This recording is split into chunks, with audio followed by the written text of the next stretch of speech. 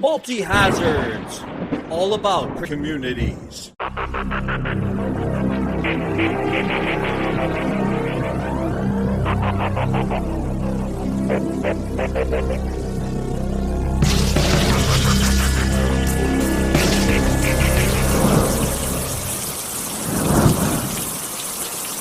Hello, dear listeners. Today we feature a wonderful conversation with Areej Riaz.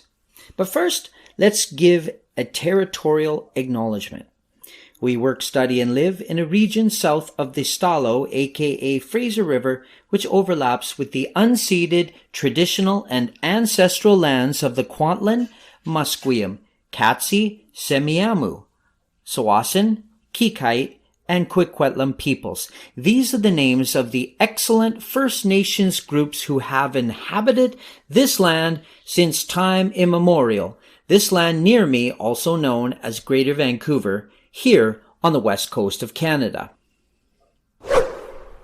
So my guest for today is Areej Riaz, and Areej is a climate change consultant with a diverse industry background working with nonprofits, government agencies, consultancies, and corporations in Africa, Asia, and Europe focused on climate action, access to finance and technology, environmental education, and environmental sustainability.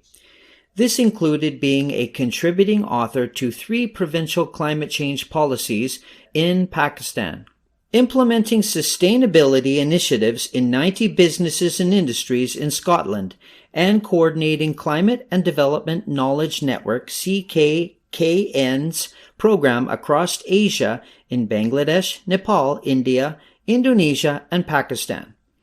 Areej has authored and co-authored numerous publications, including white papers, policy briefs, newspaper articles, and most recently a chapter on gender-driven environmental action in a multi-author book on sustainability being published in the United Kingdom.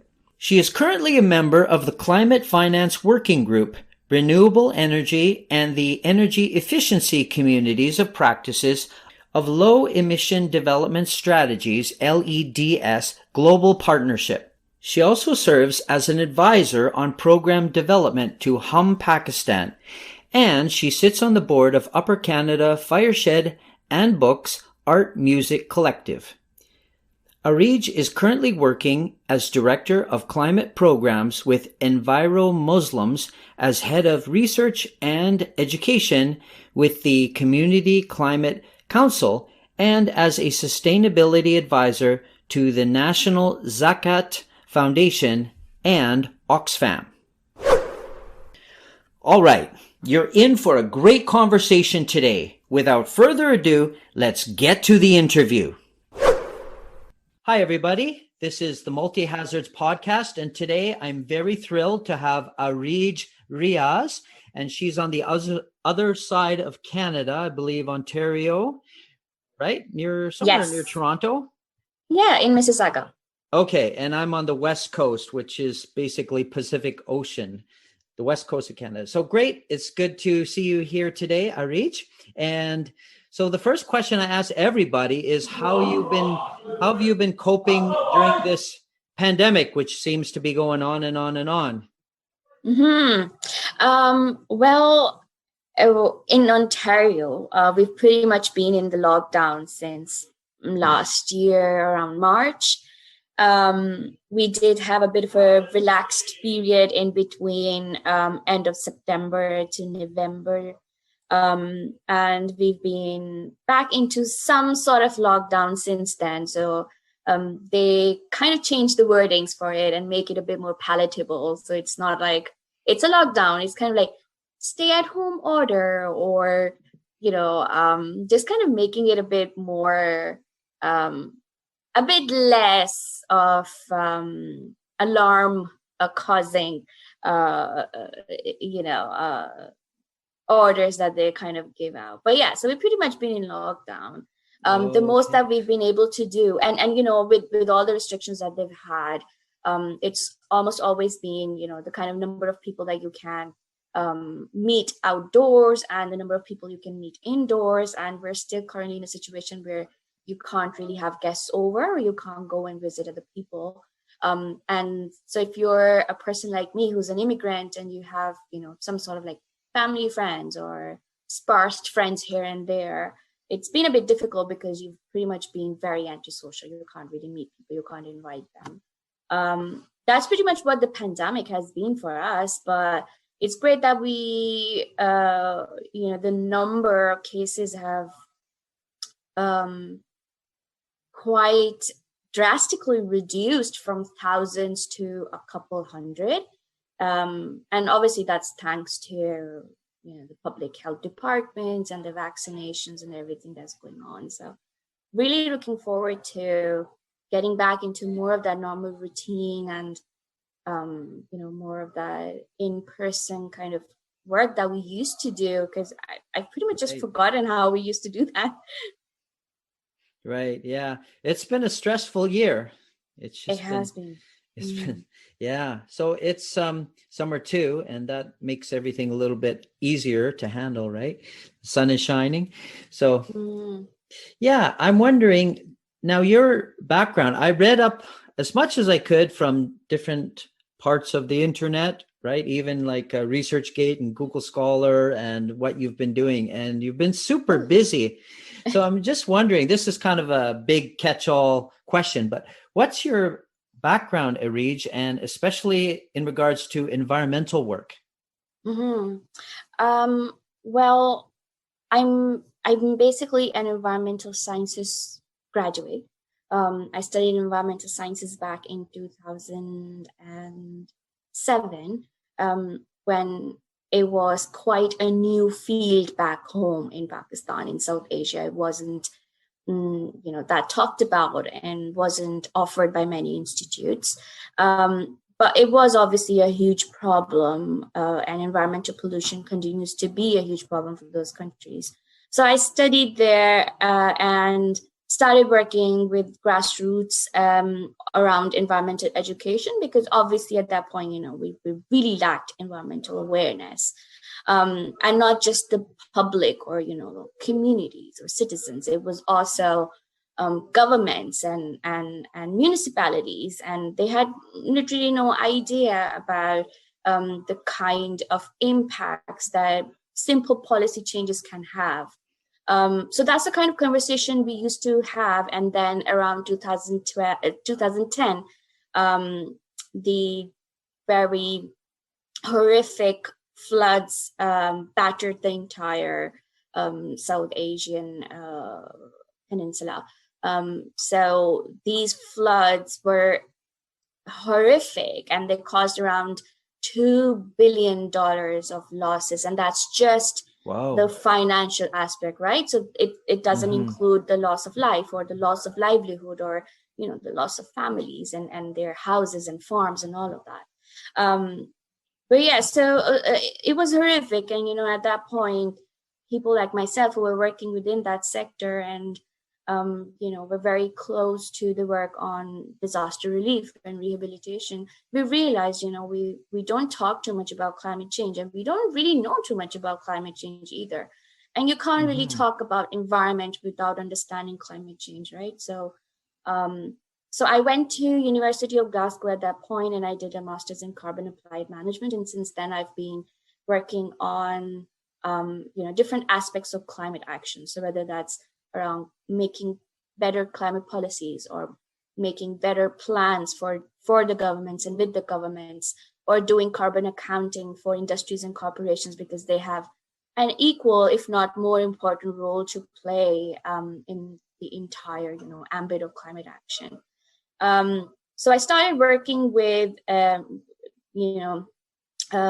different organizations, whether they were like NGOs or multilateral development companies, financing institutes, and we were working around giving governments better access to technology and better access to finance, and helping them mobilize, more of that community action within them.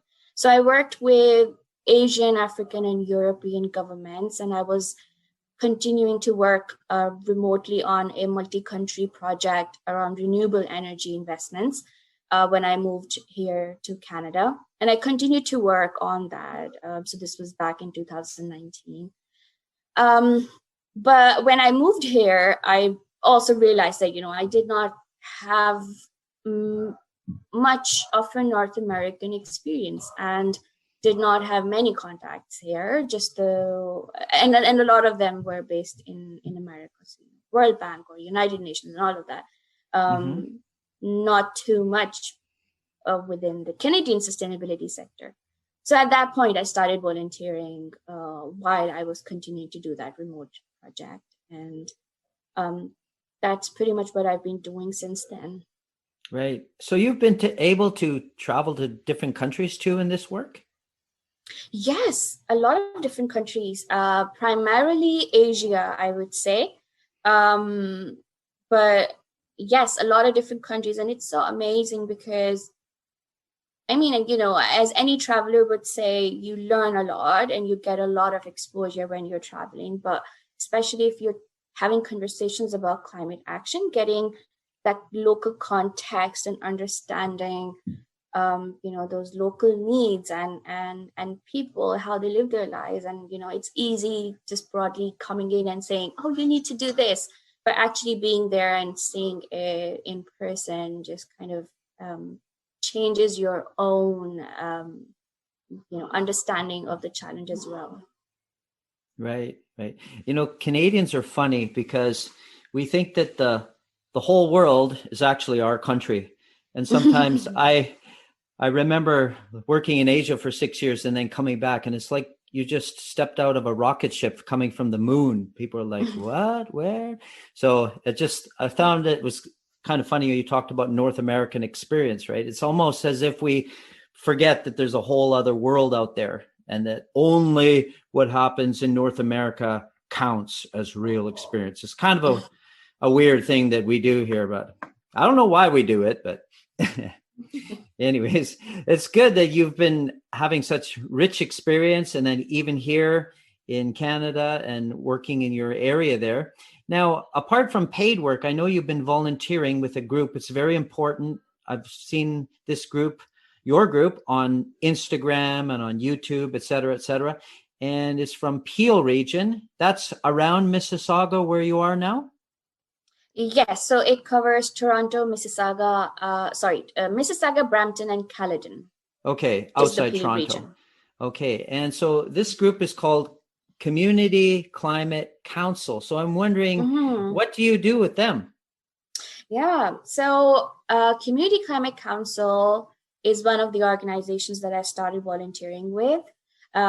They were a group of youngsters who founded this organization, kind of like a grassroots movement. Well, definitely a grassroots movement. And the idea behind the group was to come together to promote climate literacy, climate advocacy, and also climate campaigning for, the region of Peel. So catering to the Peel community. And since I live here, it was obviously a really good fit for me. When I started working with them, they weren't incorporated. And we were doing a lot of different things, some very amazing creative projects. And then they got incorporated in 2020, so right in the middle of the pandemic. And since then, we've all had like different roles and titles and like proper setups. And so I'm basically head of research and education with Community Climate Council. So I'm overlooking their research and policy program and the environmental education program. But broadly speaking, like I said, they do some amazing work with political advocacy. They've been promoting and engaging with communities on speaking out and, being loud and leading delegations with city councils and having those important conversations with councillors on, what are some of the things that the community wants or the things that communities don't want. For instance, this very highly controversial 413 highway, which the government was planning to build. And then there was an Ontario bill that was being introduced that was taking away some of the power from the conservation authority. So some really amazing work that they've been able to accomplish. And we've got some really ambitious and bold and very talented youth that work with that organizations in different capacities and different roles, and all of them are volunteering their time. And when I was looking at your website, one thing that strikes me is it is a very diverse organization. That really it cheers me up when I see that, because I know across Canada, traditionally the environmental movement has been pretty white. So it's good to see that rainbow coalition, that diversity, that inclusion, just from the beginning. It's just great. Yeah, it's very diverse. We have a lot of different kinds of people, different ages, different ethnic backgrounds, and also different academic backgrounds. So not everyone comes with a sustainability education or sustainability experience. There are a lot of people who are like from IT or who are entrepreneurs. But, I mean, this is a challenge that needs to be addressed in all in Sindrai, right? So we're talking about all areas of work that need to be targeted. So it's amazing to have all these people in here that can bring, their experiences and their challenges to fore. Right. And that community, that Peel region, is very diverse in itself, right? Yes, very diverse. So it's important to reflect the community. Very important.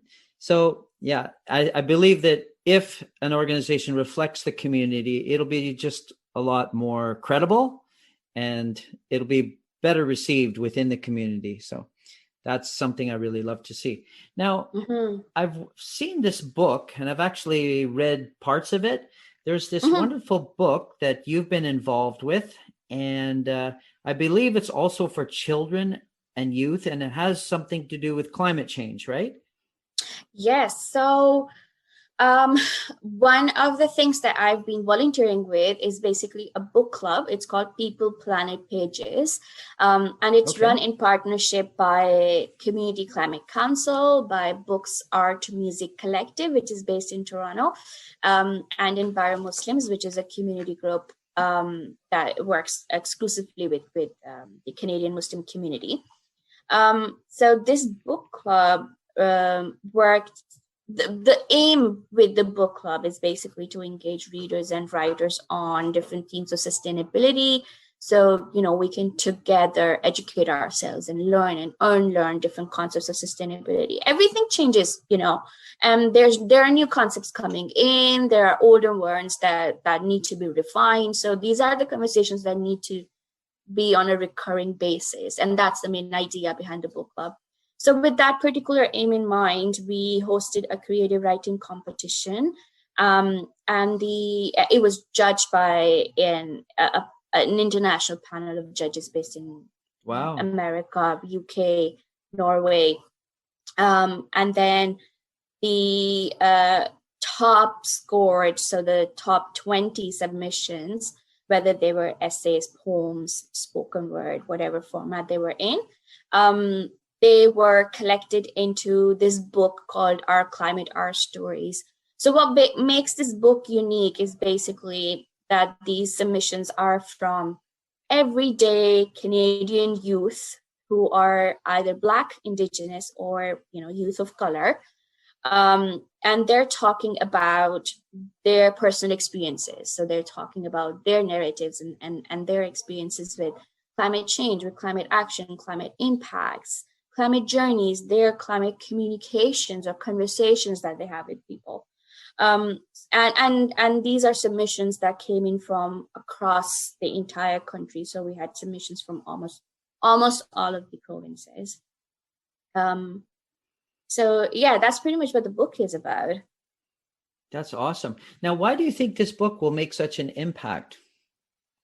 As I say, these are everyday youth. So these are youth who do not necessarily have a climate change experience, or a climate change, by experience, I mean, professional experience, or, a climate change education, or people who are not necessarily going to be involved in advocacy and already have that kind of a voice. So these everyday youth were not only given like a creative outlet whereby they can have this cathartic experience of sharing, their ideas and their challenges or their stories, but it's also bringing to fore these lived experiences and these narratives for others like us to learn from and to understand better of. And that kind of also relates back to, what you and I were talking about, having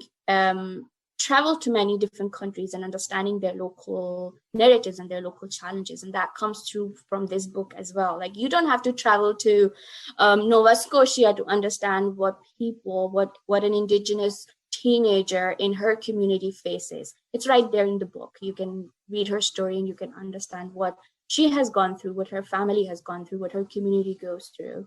And we're hoping that, projects like these, like this book, and these stories, they continue to, be accorded that space in the conversation that we have within the sustainability sector, because it's really important to understand what these communities, what these youth really want, and how we can cater to that need and how we can tailor the work that we're doing within sustainability to address their needs.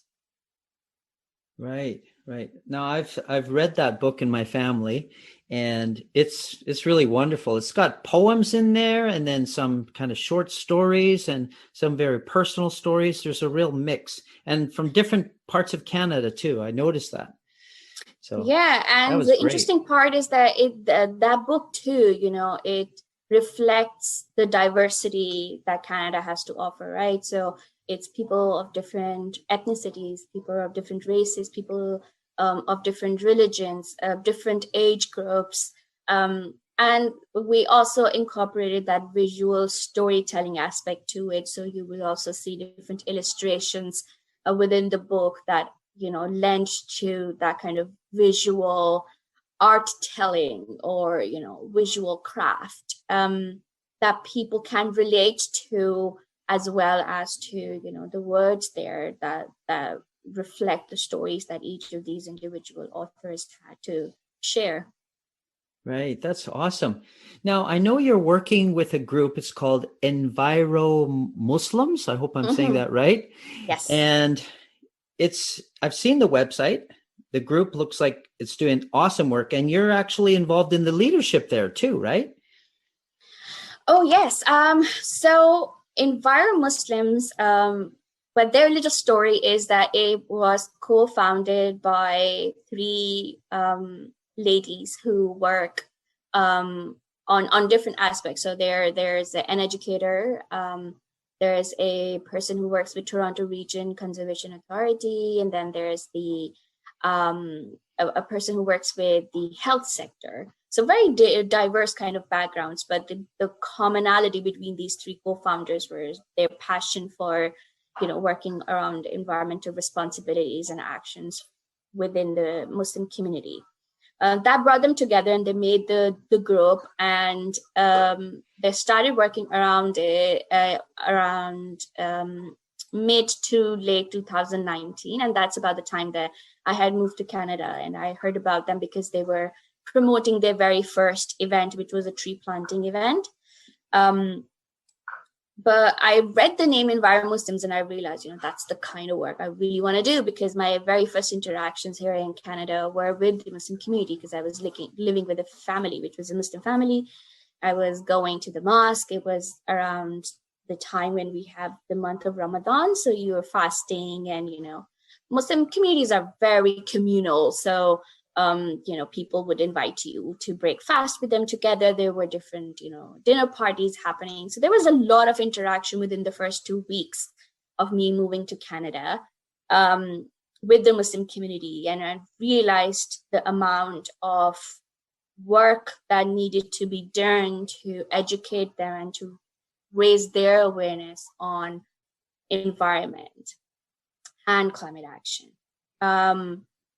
And so when I saw, that there's a group called Enviro Muslims and they're doing a tree planting, my first instinct was to, reach out to them and say, I really want to get involved.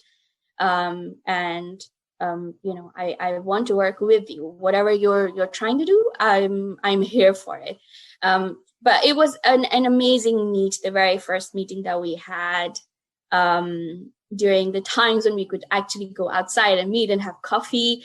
It was amazing because it was just this very hopeful and optimistic conversation about what are some of the things we want to do, what are some of the mutual interests that we have. And there was, similar to Community Climate Council, a very good fit with the kind of work I wanted to do. So I started working with them, and I'm currently working with them as the Director of Climate Programs. So essentially, I design climate programs and projects. These can range from climate literacy projects to advocacy or engagement. And Enviro Muslims is one of the book club partners as well. So it's a joint partner with Community Climate Council and Books, Art, Music Collective on the People, Planet, Pages book club. So that's the educational part that we do there as well. And obviously they co-own the Our Climate, Our Stories book as well. And Enviro Muslims also does some really interesting work with youth. So we've been doing a lot of like social media campaigns and challenges. To note, one of the most creative ones that we did was an eco Ramadan challenge. So it was basically, it was kind of like a calendar with one action to take per day. So 30 days in the month of Ramadan, you take one small action, one very simple small action that you can do within your house. You don't have to go out for it. And obviously that was around the time when we were moving into lockdown. So it also made a lot of sense for us to, have it virtual and have it make it a lot more simpler for people to be safe with whatever action they can do. And we had a really positive response to it. So with each of the actions every day, we would also release statistics and information about that, and also a bunch of resources that people can access if they want to learn from it.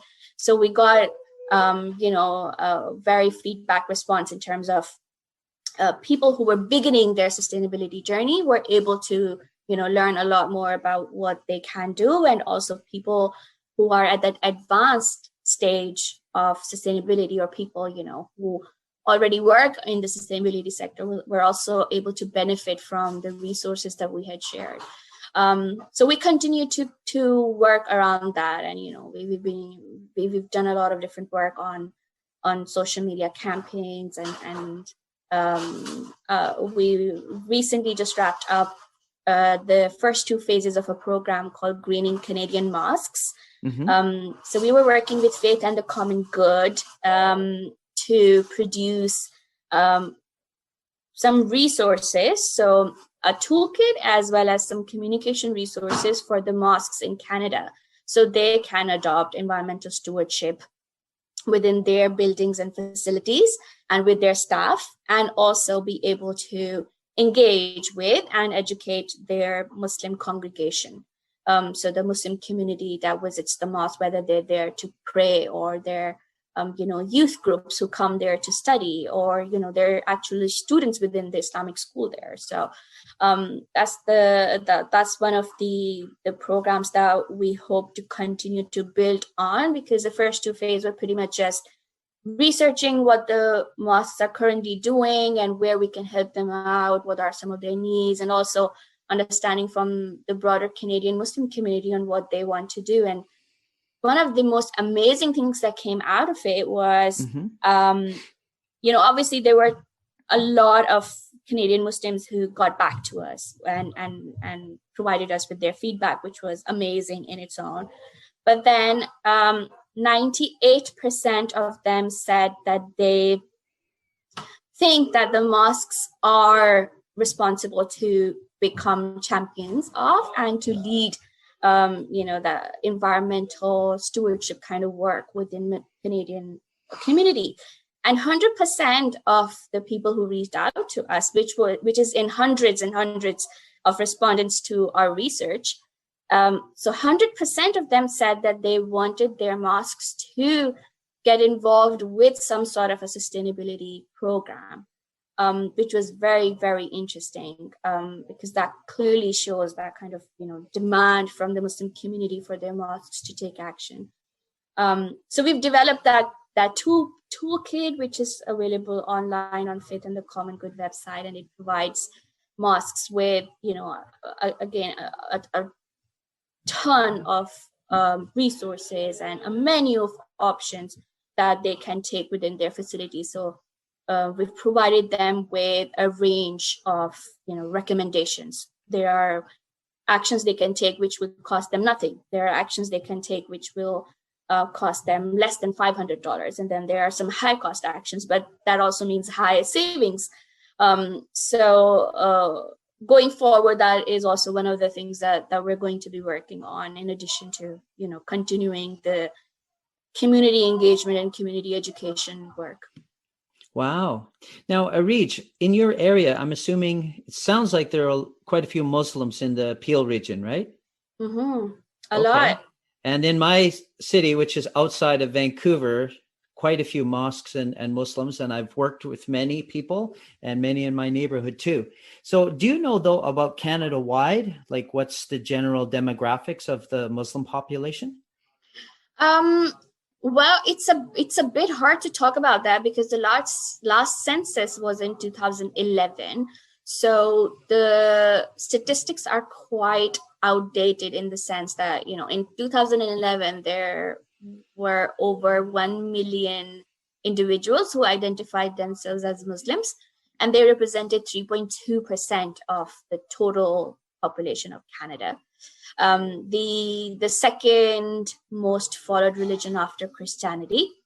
But according to people, or according to different statistics who do forecasting or like projections, they think that the collective non-Christian population at the moment right now is around 9%, with obviously the majority of that portion being Muslim. What I can tell you is that 2/3 of all Muslims live in two main cities in Canada. So that's Toronto and Montreal. And 80% of all the Muslims tend to live in bigger cities. So whether that's, Vancouver or Edmonton or Calgary combined with big Toronto cities, and Montreal. right? Bigger cities, yeah. Okay. So not so much, well, I guess you could say suburbs, the cities and their suburbs, right? But not so much the rural areas. Not so much the rural areas, but I mean, if we look at the global figure, there are 1.8 billion Muslims that live around the world. Right. So keeping that in mind, 1 million, or even if it's like coming to around 2 million at this point, is nothing. Mm-hmm. Wow. Now, how do you hope to inspire Muslims and everyone else to work on solving climate change and other environmental problems? Now, I've heard, you've told me in detail, actually, what you're doing through Enviro Muslims, but do you have other ideas too? So when I was studying applied carbon management, one of the courses was behavior change and ethics. It was all theoretical in the sense that, you would talk how ethics dictate you can change behavior, and then also looking at the actual application of these models and these theories and exploring whether it is actually possible to change behavior, because this was back in 2013, and around that time we were moving away from Kyoto Protocol into Paris Climate Agreement discussions, and these were very these were like the hot topics, right? So whether it is actually possible to change behavior, and if not, what are the ways that we can do it? One of the things that we learned, which I feel like I've also learned from a lot of the work that I've done with other organizations is that, you can't really expect people to change their behavior because you scare them, or make them feel guilty about their actions or what they've done or what their ancestors have done. And a lot of the times people can't relate back to it either. So if you're talking about industrial revolution, and that's when, the carbon emissions started growing, it's not like people can relate back to that and understand how that happened. But then what do you do? So you can appeal to the better nature of people, and hope that, they would understand the good intentions behind taking, that kind of an action, and maybe take it as a good deed. But that also doesn't work a lot of the times, because a lot of the people don't really see how, putting themselves in an uncomfortable position just so the planet is doing better, is helping them out in one way or the other. And there are people who would contest that, whether that's a good deed or not anyways. So what we've kind of started doing with the work is, one, lead by example. So continue to showcase and demonstrate by the work that we're doing and the work that others have done, and talk about the benefits that we've seen, or the impact and the outcome and the results, and hope that that can be one of the catalyzing factors for people to take action. And we've done that especially with the Greening Canadian Mosques. So within the toolkit, we've included case studies of different mosques in Canada that have taken one action or the other. Like, there's a mosque in Halifax who installed a geothermal energy project just to be independent from the grid, right? It's worth exploring how they did it. And if there are other mosques who want to follow suit, or, they want to explore a clean energy project, what are some of the learnings that they can take from it? So it's very important, one, to lead by example, and then obviously education, which we just need to keep on doing, because if you, like, I mean, if I take my own example, obviously I have studied sustainability, so I understand it, but I have not studied health or engineering. And so if I come across a challenge or a problem related to them, I need to read about it. I need to understand about it. I need someone to teach me about it, or to educate me about it, right? And so we need to continue to offer that kind of education and to continue that kind of engagement, so they're able to, take on these different and sometimes very technical and very scientific facts, and able to understand that in a layman's language, which is something that people like us who are not technically scientists need to be able to, help them and translate that for them. And the third thing that we do is we try to appeal to the co-benefits, because a lot of the people won't really see the direct benefit. So, okay, reduce plastic waste. What's that going to do? Reduce the amount of greenhouse gas emissions. What does that mean? How does that work?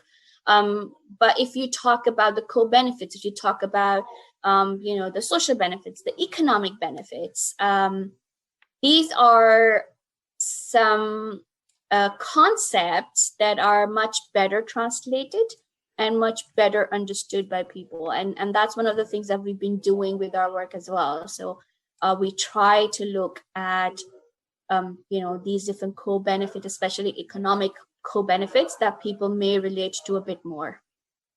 Right. Now, I found on the internet, this is from like 6 years ago almost, there's the Islamic Declaration on Climate Change, and that's actually from the United Nations, climate change website.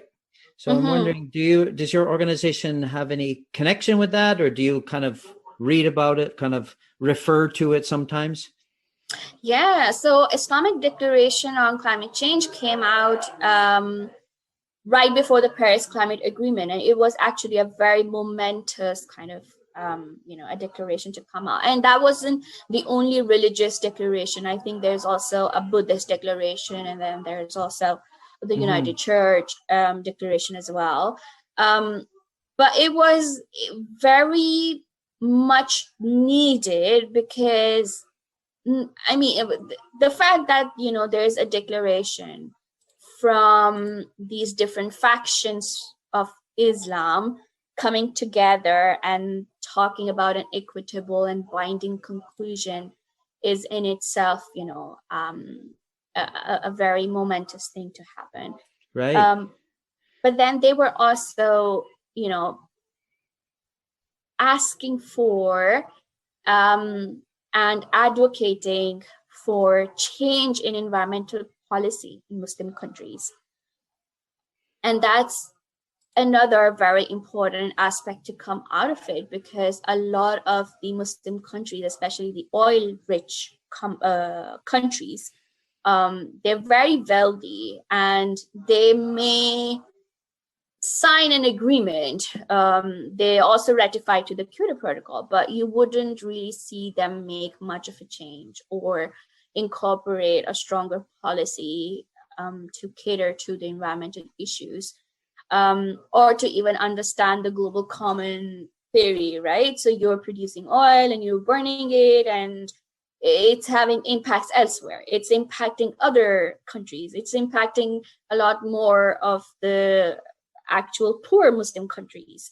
So it was important to have this particular declaration, because it kind of spoke out to these countries and, made them understand that they need to stay within the 2 degrees of climate change, and they need to,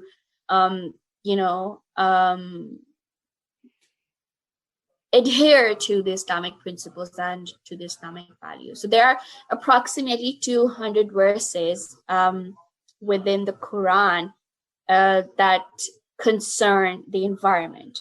So the fact that, a declaration just says, can you please go back to the holy book and just, understand how what you're doing for your economic gain is not really helping either you or others or the planet. And so, the whole concept that Islam has around being a Khalifa, which translates to the word guardian. So as Muslims, you're sent to the planet as guardians and as stewards of the planet. And that's what, the declaration tried to bring home, that point. Right. Now, I know that many religions have kind of like, I think it's like 3 factions or 3 different major kinds of thinking. So one will be, just don't get involved with environmentalism. God will take care of it, or whoever's up there. They'll just say that it's not something that humans should worry about. God will take care of it. And then there's a second group, which I love, are the activists who are like, no, God won't do it without us, right? We are here, and if he's going to, he or whoever, some people say maybe not he, but I'm just saying if God will do it, God must do it through humans. So the people become very activist and take a lot of action. And then there's a third group who, okay, so you got the first group, they're sitting on the fence or sitting on the wall, not doing much. The second group is very active.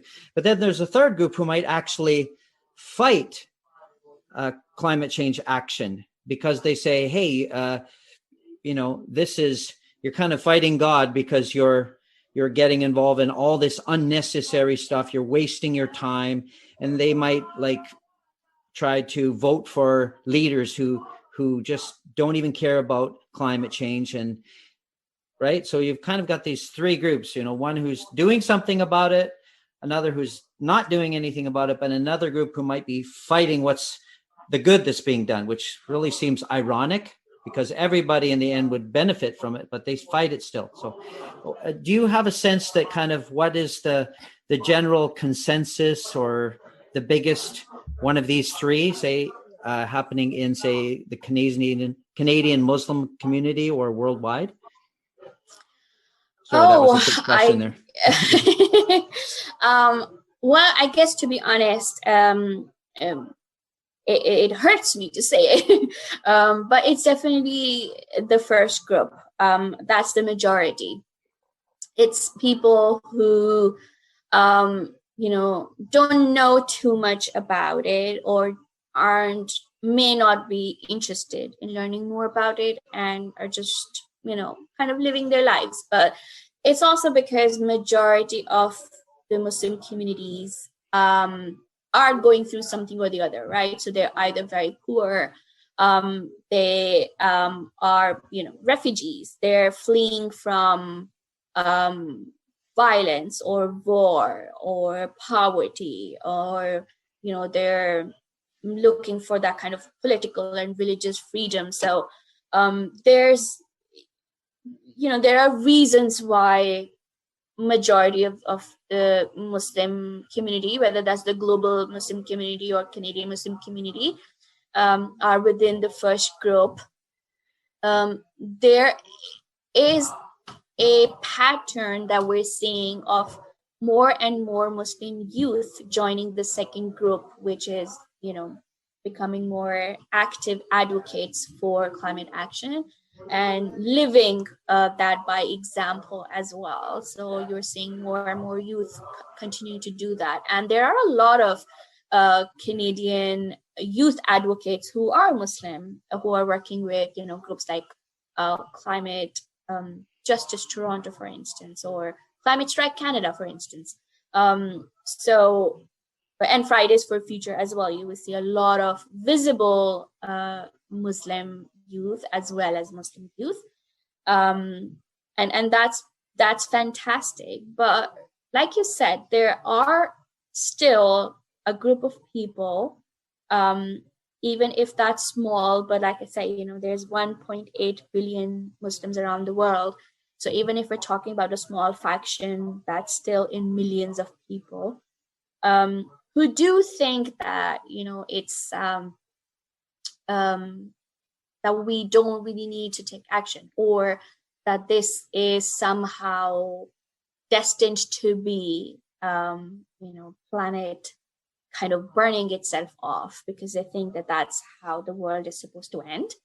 But that kind of relates back to the conversation we were just having about the Islamic Declaration on Climate Change, because that continues to bring to fore that conversation on why, as Muslims, you are sent as guardians and as stewards of the planet.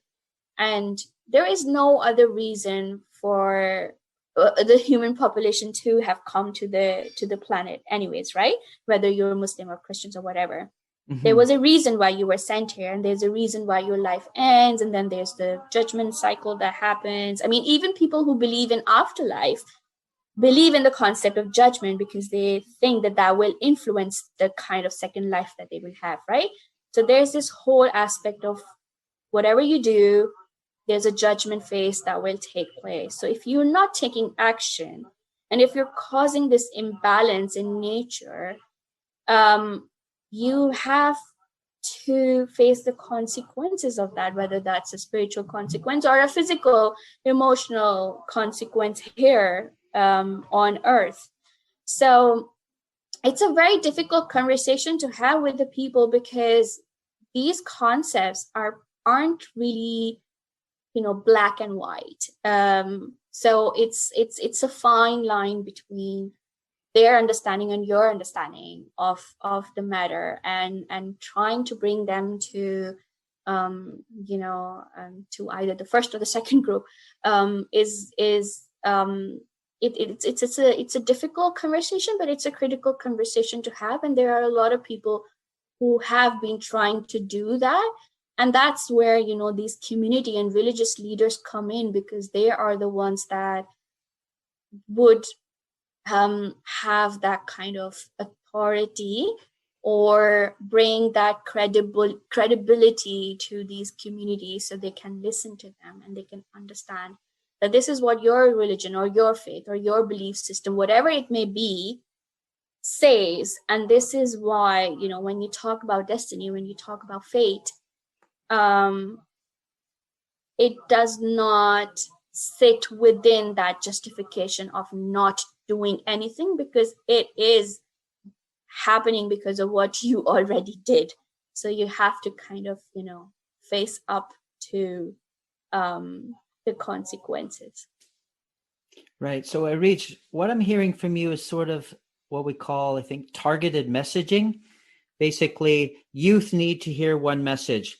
Muslims need to hear, it's the same message, but you're kind of like repackaging it for your target audience, right? Say the Buddhists would have to hear it, something that appeals to them, right? Or say the Orthodox Christians, right? Or the atheist movement, or whatever it could be.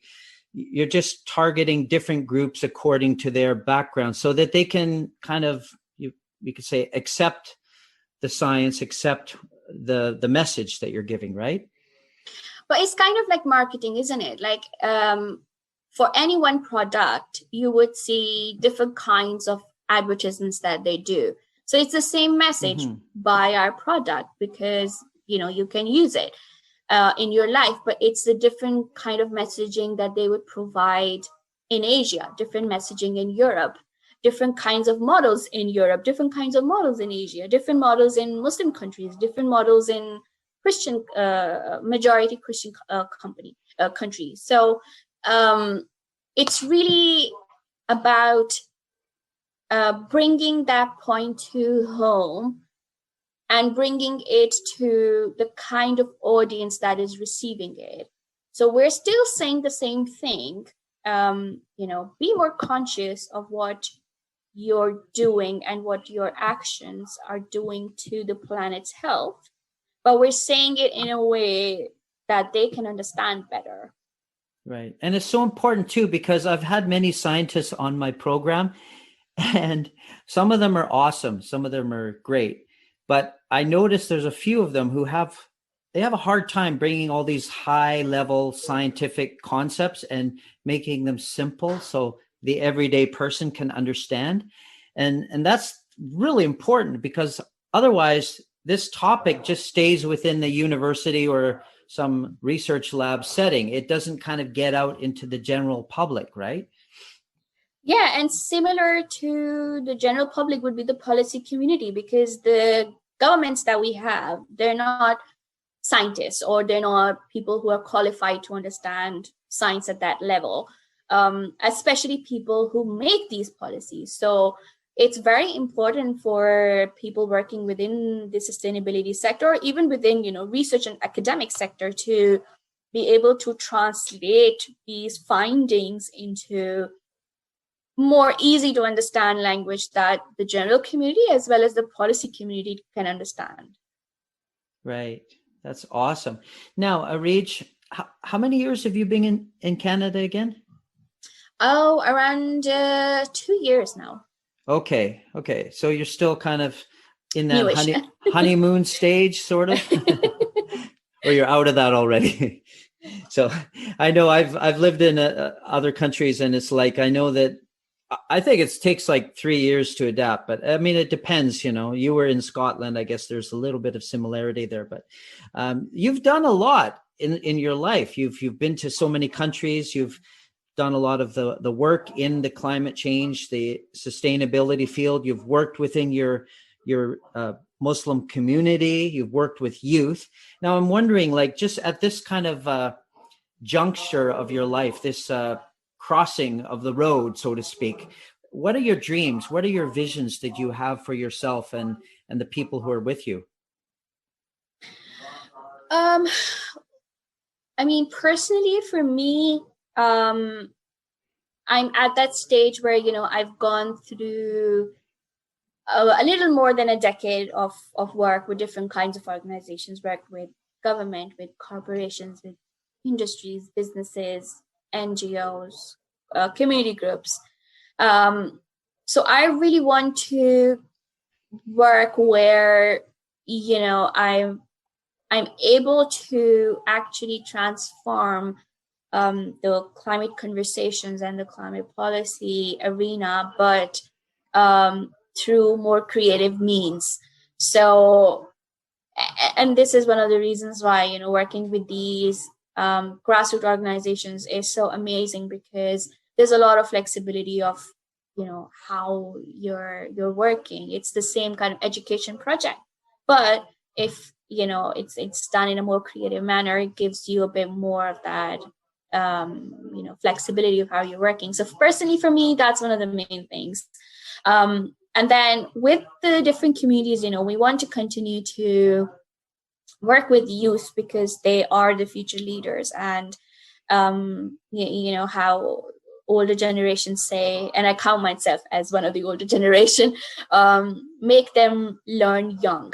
And so we want to continue to do that, and we want to continue to also work with a more intergenerational community group. We're especially working with the Canadian Muslims through Enviro Muslims, with Peel Community Climate Council. We're working with the Peel region specifically. So we want to continue to work with those communities, but at a more intergenerational level, and hopefully continue to make them more curious of what climate change is and what's happening, because climate change is at this level where it is actually impacting each and every person. It's not like, a decade ago when it would be more of an issue that people within certain classes or certain countries or certain regions would come across a lot more. So climate change is happening rapidly at a rate where everyone is being impacted by it. And the weather today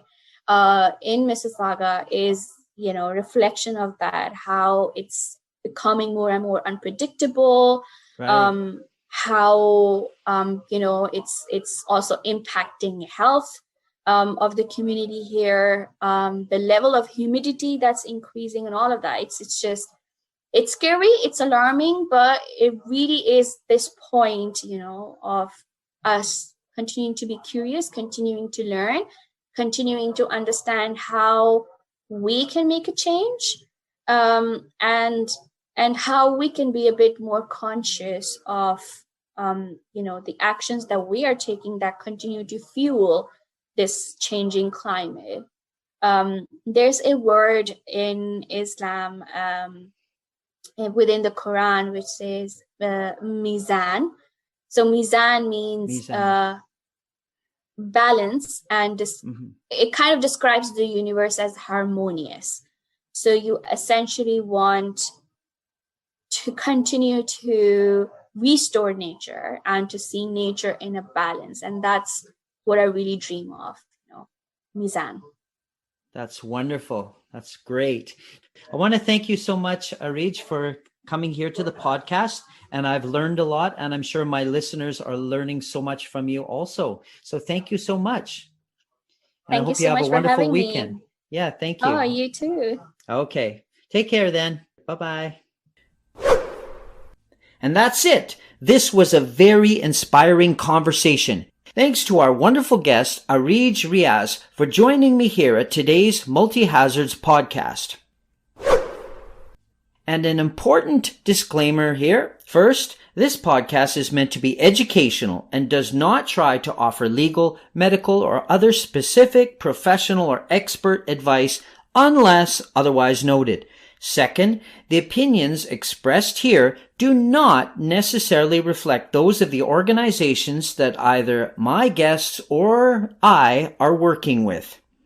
So, here as I conclude this episode, thanks to you, awesome and precious listeners, for joining us today. Stay safe out there and stay tuned for more episodes. This is Vin Nelson wishing you the best on your journey of surviving and thriving with all that life throws at you. Cheers to you all. Peace out.